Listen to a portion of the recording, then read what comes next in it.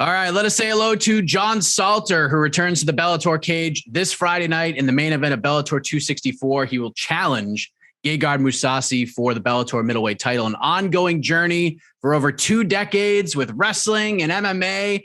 Now he has the opportunity to have all of that work culminate into a world championship. John, how are you, man? I'm doing great. How are you?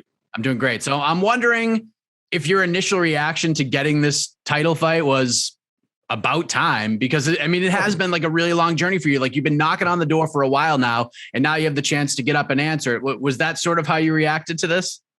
Yeah, I was really excited when I got the call. I believe it was February. Got the call about potentially fighting in June. So I was really excited about that, and then obviously got pushed back. And so here we are in August. But, like I said, I think it's been a long time coming, and I'm excited to finally get this opportunity. Do you know why it got pushed back from June? I have no idea. I was never told. Just that we needed to push it back. So I was okay with that as long as we kept the fight. I know you wear a lot of different hats: training partner, coach, mentor to a lot of fighters. And there's more that I'm probably missing here, but I bring these things up because you are a very busy man. And with you being out of action for pretty much a year, by the time you make the walk on Friday, you seem to be okay with the timing now, but in hindsight, if you could have done it sooner, would you have preferred it being sooner? Absolutely. Yeah. I would have loved for it to have been, quite a bit sooner, but it is what it is. Like I said, I've got other things going on with the gym and other things. So it's not the end of the world. Would have been nicer to do it maybe 6 months ago, but this is fine with me. Just glad we're here when we are. Many have felt like you've deserved this opportunity for a while now, and you know that. But when I spoke with Gegard before he fought Douglas Lima, I mean, he felt like you would be next in line had he won that fight, which he did. Were you worried at all that Bellator might go in a different direction with this first title defense, or were you confident that this was definitely going to happen for you? Yeah, at first I was a little concerned. I know they had talked about him going up to 205, and then that puts the division kind of on hold. There was also the worry that if Lima had won, that he goes back down to 170 to defend his title there. So a lot of things could have happened. Really glad that it went the way it did, obviously. And so now we can keep the division moving. Because of this journey that you've been on, John, this long road to a title shot and it arriving just a few days from right now, does this fight week feel different? Like, do you have to take any feelings and bury them, or is that something that you feed off of? I kind of just put that out, just trying to, it's a fight, it's just like any other fight week. Nothing's really changing too much. So just trying to keep it like that. And then, obviously there is the, kind of looming over you. This is a different thing, different opportunity, different opponent. But at the end of the day, it's still fight week, and just try to treat it like normal. Gegard won that title in November against Lima. It was a big fight for the promotion. It was something that had been in the works for a while, and then COVID kind of like shut down the world, and it got pushed back several months. What did you think of that fight being booked to begin with, as a guy that was so close to getting that shot? Like, did you understand that? And, what was your initial thoughts when you saw that fight was booked? Obviously I was upset. I thought it should have been me and Gegard fighting for the title there. But at the same time, Lima had kind of cleared out the welterweight division for a little while. So I think that's, when it is acceptable for somebody to jump up a weight class. Obviously, he had a tough fight coming up after that. But, I understood it, but was obviously upset because I think I was the guy that should have been right there ready to fight for it. I'm sure you were watching that fight very closely. What did you think of the fight? Did it go the way you expected it to? Did anything sort of surprise you in that fight? I think just once again, it was kind of the same thing that we always see, is that Gegard is able to pull people into his fight pace and lull people into what he wants to happen, and you saw it with Rory McDonald, you saw it with Lima. You see it a lot of times when he fights, that he kind of just pulls people into what he does, and guys never get out of that once they get sucked in. And I think that's kind of what happened to Lima. He just never really got going because Gegard never gave him an opportunity.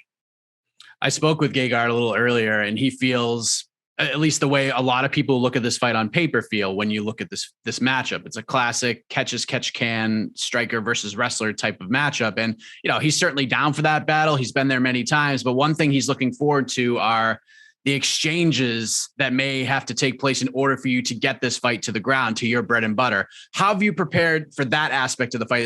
Is there anything extra that you've had to do in preparation from a striking aspect to get yourself ready to sort of implement your game? Yeah, there's not a lot of guys that strike like him, so kind of got to bring, I got a guy that's got a fantastic fast, long jab, like he has. Got a guy that does a really good right hand and just walks you down like he does, guys that are throwing odd angles that you don't normally see, so I'm kind of having to use different training partners to build that Mousasi in the gym, but I think it's going really well. A potential 25 minutes of fighting is on our hands this Friday, Mohegan Sun. And even when you've been in 5-round fights, they haven't gone very long, but it's been around a decade or so since you've been in like a title fight for 5 rounds. Is that right?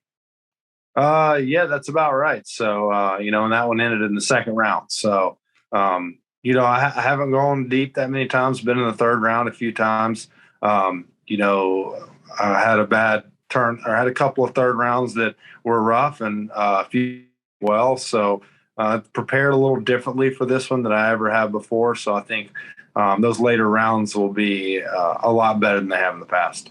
So you don't feel like going into the championship round is going to be much of a big deal for you. Plus, like, you have this long wrestling pedigree, so I'm sure you've been, used to the grind and getting your conditioning up to that point, right? Yeah. So, I think we figured it out. Obviously, there's that aspect of just go out there and work hard and get in shape. And there's the aspect of doing it the right way and where everything makes sense, and looking at the science behind it. And I think I've blended those together pretty well this time. I know becoming a world champion is a big thing for you in this journey, but being able to fight someone like Gegard, a true legend of the sport, he's been around for so long, former Strikeforce champion, never really got a chance to fight for the UFC title, but I mean, that's a big deal to be able to fight that guy. Like, what would that mean to you to not only just become a champion, but to do it by defeating a guy like Gegard? It just shows where I belong in the sport, so I think it just puts me where I think I should be. And that's all I'm looking for, is an opportunity to do that. Recently, Bryan Barberena returned to action, and he lost a tough decision, had a great third round, made things really interesting. But to see him sort of firsthand go through what he went through physically to even get back in the cage, like, how much motivation did that give not only you, but just like the rest of your team, everybody around him? Because I don't think enough attention was put into what this man had to do in order to get back into the cage. Yeah. I think the craziest thing about that I don't think was touched on a whole lot was just that everything was a testing process. There was nobody knew, is he going to make it through this practice? Is he going to make it to the next one? Okay, we stepped it up a little bit. He did well. What about this next one? The first time he gets hit in the body, how's he going to deal with that? Obviously every single step went well. And, we got a great coach who took it at, if there's one day that we see something we don't like, it's over. We don't push again. It's not worth it. And just his body held up through everything. So it was great to see, because it was a big question all the way through. And to see him go out there and be able to have a fight like that and walk away without anything wrong with him, it was really great. Was that something you guys had to pay really close attention to, like even on fight week? You had to monitor everything along the way? I wasn't there for fight week, but I said, knowing Jeff, the way he is with everything, he's very meticulous about everything. I know that, he had his eye on every single thing, because even you finish a hard training camp and he did well, and then you go, wow, is the body going to be able to handle cutting weight again? How's that going to go? And obviously everything went well. So, obviously, it would have been better if he got the win, but to see him have a fight of the night performance like that and his body hold up was really good. Yeah, there's not a lot of Bryan Barberenas running around here. That's for sure. He's one in a million, no doubt about that.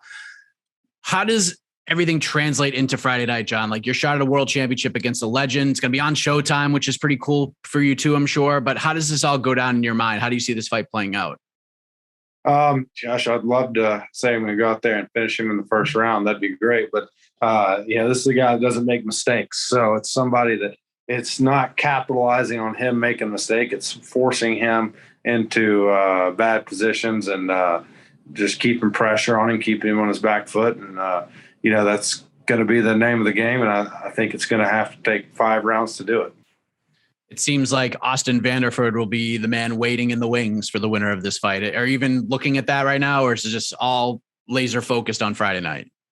Yeah, haven't put any thought into anything after Friday night. Right now, Friday night's the only thing that matters. Well said. Looking forward to this fight, John. Appreciate the time very much. Well-earned opportunity, long overdue in a lot of people's opinion at a world championship. It goes down this Friday night. Bellator 264 live on Showtime. John, I appreciate it very much, man, especially this close to the fight. All the best to you this week and in the cage on Friday. All right, thank you so much. I appreciate it.